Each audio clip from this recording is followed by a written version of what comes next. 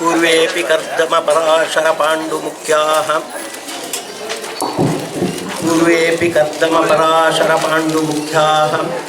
यस्सेवया गुणगणाढ्यमपत्यमापुः तं पूर्णसद्गुणतनुं करुणामृताब्धिं नारायणं कुलपतिं शरणं व्रजेम। कृष्णाय वासुदेवाय हरये परमात्मने प्रणतक्लेशनाशाय गोविन्दाय नमो नमः। ಶ್ರೀಗುರುಭ್ಯೋ ನಮಃ. ಸುಮಾರು 800 ವರ್ಷದ ಹಿಂದೆ ಇದೇ ಸ್ಥಳದಲ್ಲಿ ಮಧ್ವಗುರುಗಳು ತಾವು ಬದರಿಗೆ ತೆರಳಬೇಕು ಅಂದಾಗ ಒಂದು ಪ್ರವಚನವನ್ನು ನಡೆಸಿದರು. ಅವರಿಗೆ ಬಹಳ ಇಷ್ಟವಾಗಿರ್ತಕ್ಕಂತಹ ವಿಷಯ ಐತರೇಯ ಉಪನಿಷತ್ತಿನ ಭಾಷ್ಯ. ಆ ಪ್ರವಚನ ಎಷ್ಟು ವೈಶಿಷ್ಟ್ಯಪೂರ್ಣವಾಗಿತ್ತು ಅಂದರೆ, ಶೇಷ ಮುಂತಾದ ದೇವತೆಗಳು, ಸನಕ ಮುಂತಾದ ಋಷಿಗಳು ಅದರಲ್ಲಿ ಪಾಲ್ಗೊಂಡಿದ್ದು. ಇದೇ ಸ್ಥಳದಲ್ಲಿ ಆ ಪ್ರವಚನ ಆಗಿದ್ದು. ಆ ಪ್ರವಚನ ಏನು ಐತರೇಯ ಉಪನಿಷತ್ತಿನ ಭಾಷ್ಯದ ಪ್ರವಚನ ಆಗಿದೆ. ಆ ಭಾಷ್ಯದಲ್ಲಿ ಬರ್ತಕ್ಕಂಥ ಒಂದು ವಿಷಯ ಮಹಾವ್ರತ ಅಂತ. ದೇವೇಂದ್ರ ಬ್ರಹ್ಮಹತ್ಯೆಗೆ ಒಳಗಾದಾಗ ಅದರ ಪರಿಹಾರಕ್ಕಾಗಿ ಮಹಾವ್ರತವನ್ನು ಅನ್ನುವ ಒಂದು ವ್ರತವನ್ನು, ಯಾಗವನ್ನು ನಡೆಸ್ತಾನೆ. ಅದರಲ್ಲಿ ಒಂದು ಅಂಗ ಬೃಹತಿ ಸಹಸ್ರದ ಶಂಸನ. ಬೃಹತಿ ಸಹಸ್ರವನ್ನು ವಿಶ್ವಾಮಿತ್ರರು ಶಂಸನ ಮಾಡ್ತಾ ಇದ್ದಾರೆ. ಎಷ್ಟು ಸಂತೋಷವಾಗಿದೆ ಭಗವಂತನಿಗೆ ಅಂದರೆ, ಆ ದೇವೇಂದ್ರನ ಒಳಗೆ ಆವಿಷ್ಟನಾಗಿ ಪುನಃ ಹೇಳಿ ಅಂತ 3 ಬಾರಿ ಬೃಹತಿ ಸಹಸ್ರದ ಶಂಸನವನ್ನು ಮಾಡಿಸಿದ್ದಾನೆ ಭಗವಂತ. ಮೇ ಅನ್ನಂ ಅಂತ ಹೇಳ್ತಾ ಇದ್ದಾನೆ. ಇದು ನನಗೆ ಅನ್ನ ಎಷ್ಟು ಇಷ್ಟವೋ ಬೃಹತಿ ಸಹಸ್ರದ ಶಂಸನ ಅನ್ನೋದು ನನಗೆ ಅಷ್ಟು ಇಷ್ಟ ಅಂತ ಹೇಳಿದ್ದಾನೆ. ಈ ಐತರೇಯ ಉಪನಿಷತ್ತಿನಲ್ಲಿ ಬೃಹತಿ ಸಹಸ್ರದ ಪ್ರಸ್ತಾವ ಹೀಗೆ ಬರ್ತಾ ಇದೆ. ಆ ಬೃಹತಿ ಸಹಸ್ರದ ಹೋಮ ಈಗ ನಡೆದಿದೆ. ಮತ್ತೊಮ್ಮೆ ಆ ಬೃಹತಿ ಸಹಸ್ರ ಅಂದರೆ ಏನು, ನಮ್ಮ ಜೀವನಕ್ಕೆ ಅದರ ಸಂಬಂಧ ಏನು ಅನ್ನುವುದನ್ನು ನಾವು ಮತ್ತೊಮ್ಮೆ ಪರಿಶೀಲನೆ ಮಾಡಬೇಕಾದದ್ದು. ಈ ನಿಟ್ಟಿನಲ್ಲಿ ಶ್ರೀಮತಿ ಸೀತಕ್ಕನವರನ್ನು ನಾನು ವಿಶೇಷವಾಗಿ ಅಭಿನಂದಿಸ್ತಾ ಇದ್ದೇನೆ. ಅವರು ಒಮ್ಮೆ ವಿಷ್ಣು ಸಹಸ್ರನಾಮದ ಹೋಮ ಮಾಡಿದರು. ಅದರ ಪ್ರಸ್ತಾವದಲ್ಲಿ ಬೃಹತಿ ಸಹಸ್ರ ಬಂತು. ವಿಷ್ಣು ಸಹಸ್ರನಾಮ ಅನ್ನೋದು ಬೃಹತಿ ಸಹಸ್ರದ ಮೂಲ ರೂಪವಾಗುವುದು. 1000 ನಾಮಗಳ ವ್ಯಾಖ್ಯಾನ ರೂಪದಲ್ಲಿ 1000 ಮಂತ್ರಗಳು ಇರುವಂಥದ್ದು. ಈ ವಿಚಾರಕ್ಕೆ ಹೇಳಿದ ಕೂಡಲೇ ಅವರು ಬೃಹತಿ ಸಹಸ್ರದ ಹೋಮವನ್ನು ಒಮ್ಮೆ ಮಾಡಬೇಕು, ನನ್ನ ಮಕ್ಕಳು ಮೊಮ್ಮಕ್ಕಳೆಲ್ಲ ಬಂದಾಗ ಅನಂತಾಸನ ಸನ್ನಿಧಾನದಲ್ಲಿ ಅದನ್ನು ನಡೆಸಬೇಕು ಅಂತ ಇಚ್ಛೆ ಪಟ್ಟದ್ರಿಂದ ಅದೀಗ ಕಾರ್ಯಗತ ಆಗ್ತಾ ಇದೆ. ಬೃಹತಿ ಅಂದರೆ ಒಂದು ಛಂದಸ್ಸು, 36 ಅಕ್ಷರಗಳನ್ನು ಒಳಗೊಂಡಿರ್ತಕ್ಕಂಥ ಛಂದಸ್ಸು. ಅಂತಹ ಛಂದಸ್ಸಿನ 1000 ಮಂತ್ರಗಳು. ಅಷ್ಟು ಮಂತ್ರಗಳು ಸಿಗುವುದಿಲ್ಲ, ಅದನ್ನೆಲ್ಲ ಸಂಯೋಜನೆ ಮಾಡಿ ಮಾಡಬೇಕಾದ ಸ್ವಾರಸ್ಯ ಅಂದರೆ, ಆ ಛಂದಸ್ಸಿನಲ್ಲಿ 36 ಅಕ್ಷರಗಳಿದ್ರೆ ಅದು ಕ ಅಂತ ಇದ್ರೆ ಕ ಅ, ಗಿ ಅಂತ ಇದ್ರೆ ಗ ಇ, ಒಂದು ವ್ಯಂಜನ ಮತ್ತೊಂದು ಸ್ವರ. ಹೀಗಾಗಿ ಒಂದೊಂದು ಛಂದಸ್ಸಿನಲ್ಲೂ ಕೂಡ 72 ಅಕ್ಷರಗಳು, 36 ಅಕ್ಷರಗಳು, 72 ಅಕ್ಷರಗಳಿವೆ. ಹೀಗೆ 72 ಅಕ್ಷರಗಳನ್ನು ಒಳಗೊಂಡಿರ್ತಕ್ಕಂಥ 1000 ಮಂತ್ರಗಳು.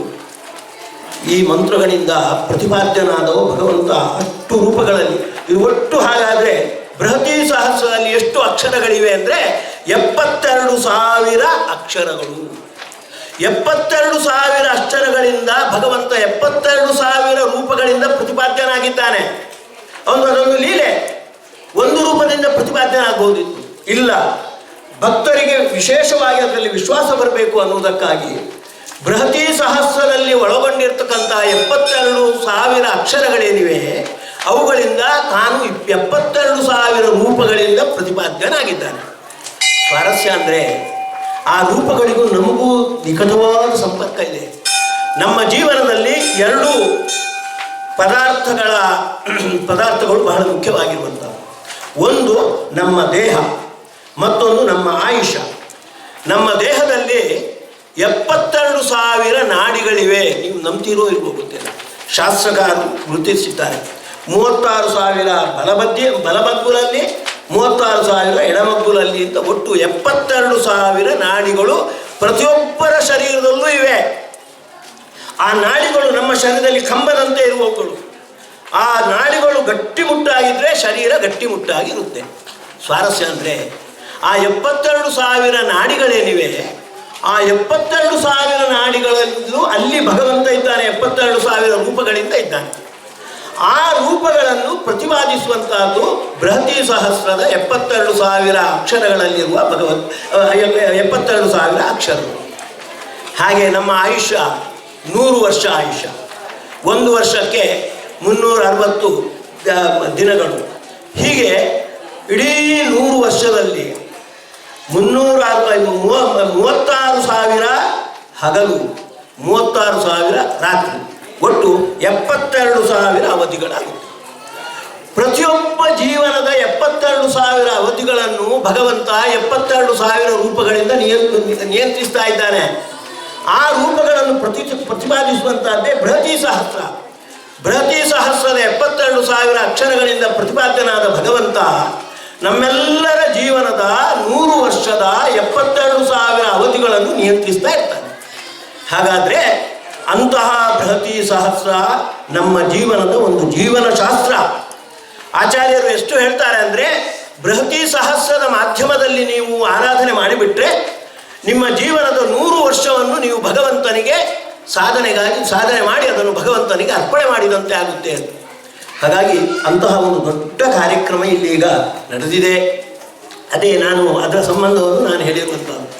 800 ವರ್ಷಗಳ ಹಿಂದೆ ಯಾವ ಮಧ್ವಗುರುಗಳು ಬೃಹತಿ ಸಹಸ್ರ ಐತರೇಯ ಉಪನಿಷತ್ತಿನ ಭಾಷ್ಯವನ್ನು ಇಲ್ಲಿ ಪ್ರವಚನ ಮಾಡ್ತಾ ಇದ್ದಾರೋ, ಆ ಭಾಷ್ಯದಲ್ಲೇ ಪ್ರಸ್ತುತವಾಗಿರ್ತಕ್ಕಂಥ ವಿಷಯ ಇದು. ಆಚಾರ್ಯರು ಆ ವಿಷಯವನ್ನು ಹೇಳಿರ್ಬೋದು. ಅಂತಹ ಆಚಾರ್ಯರ ವಿಶೇಷ ಸನ್ನಿಧಾನಕ್ಕೆ ಪಾತ್ರವಾಗಿರ್ತಕ್ಕಂತಹ ಅನಂತಾಸನ ಈ ಕಾರ್ಯಕ್ರಮವನ್ನು ನೋಡ್ತಾ ಇದ್ದಾನೆ. ಅಂತಹ ಈ ಸ್ಥಳದಲ್ಲಿ ವಿಶೇಷವಾಗಿ ಬೃಹತಿ ಸಹಸ್ರದ ಹೋಮ ನಡೆದಿದೆ. ಅದನ್ನು ನಾವೊಮ್ಮೆ ಪರಿಶೀಲನೆ ಮಾಡಬೇಕಾದದ್ದು. ದೇವರು, ನಾವು ಹೇಳ್ತೇವೆ ಒಂದು ಸಮರ್ಪಣೆ ಇದಿದೆ, ನಾವು ಕೃಷ್ಣಾರ್ಪಣ ವಸ್ತು ಅಂತ ಸಾಮಾನ್ಯವಾಗಿ ಹೇಳುವಂಥ.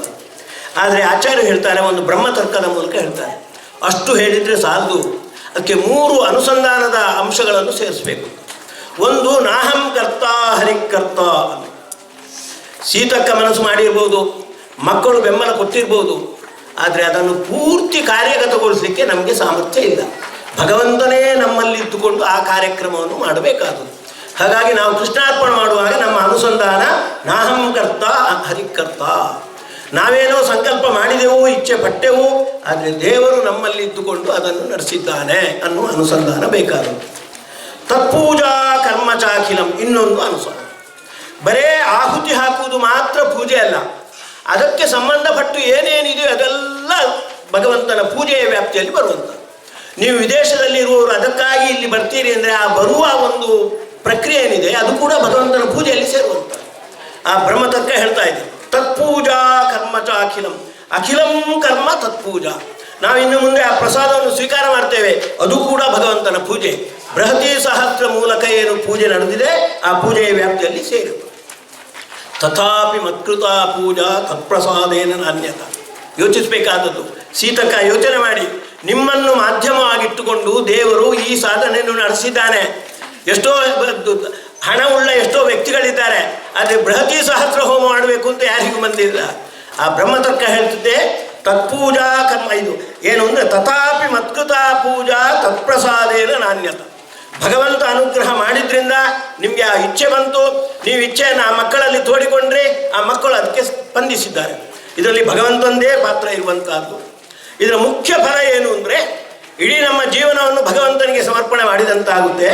ಆದರೆ ತದ್ಭಕ್ತಿ ತತ್ಫಲಂ ಮಖ್ಯಂ ತತ್ಪ್ರಸಾದ ಪುನಃ ಪುನಃ.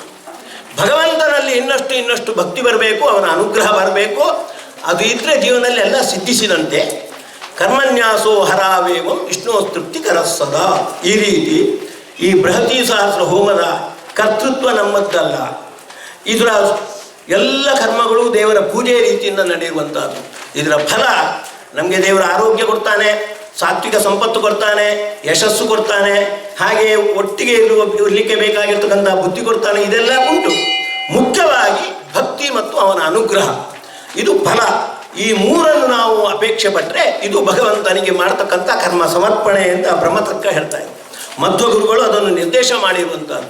ನೀವು ದೊಡ್ಡ ದೊಡ್ಡ ಸಾಧನೆ ಮಾಡಿದಾಗ ಬರೇ ಕೃಷ್ಣಾರ್ಪಣ ವಸ್ತು ಅಂತ ಹೇಳಿದರೆ ಸಾಲದು, ಈ ಮೂರು ಅನುಸಂಧಾನವನ್ನು ಇಟ್ಕೊಳ್ಬೇಕು ಅಂತ. ಹಾಗಾಗಿ ಭಕ್ತರಾಗಿರ್ತಕ್ಕಂತಹ ಒಳ್ಳೆಯ ಜಿಜ್ಞಾಸುಗಳಾಗಿರ್ತಕ್ಕಂತಹ ನೀವು ಈ ಮೂರು ಅನುಸಂಧಾನವನ್ನು ತಂದುಕೊಂಡು ಮಧ್ವಗುರುಗಳ ಒಳಗೆ ಇರ್ತಕ್ಕಂಥ ಗಣಪತಿಯ ನಿಯಾಮಕನಾಗಿರ್ತಕ್ಕಂಥ ಮಧ್ವಗುರುಗಳು, ಮಧ್ವಗುರುಗಳ ಒಳಗೆ ಇರ್ತಕ್ಕಂಥ ಅನಂತಾಸನ ಬೇರೆ ಅಲ್ಲ, ಉಡುಪಿ ಕೃಷ್ಣ ಬೇರೆ ಅಲ್ಲ, ಪಡವಿಗೊಡೆಯ ಬೇರೆ ಅಲ್ಲ. ಅಂತಹ ಭಗವಂತನಿಗೆ ನೀವು ಇದನ್ನು ಅರ್ಪಣೆ ಮಾಡಿದರೆ ಭಗವಂತ ಕರ್ಮನ್ಯಾಸೋ ಹರಾವೇವಂ ವಿಷ್ಣು ತೃಪ್ತಿಕರಸ್ತದ, ಭಗವಂತನಿಗೆ ಭಾರೀ ಸಂತೋಷವಾಗುತ್ತೆ ಅಂತ ಹೇಳ್ತಾ ಇದೆ. ಆ ರೀತಿ ಸಾಧನೆ ನಿಮ್ಮಿಂದ ನಡೀಲಿ.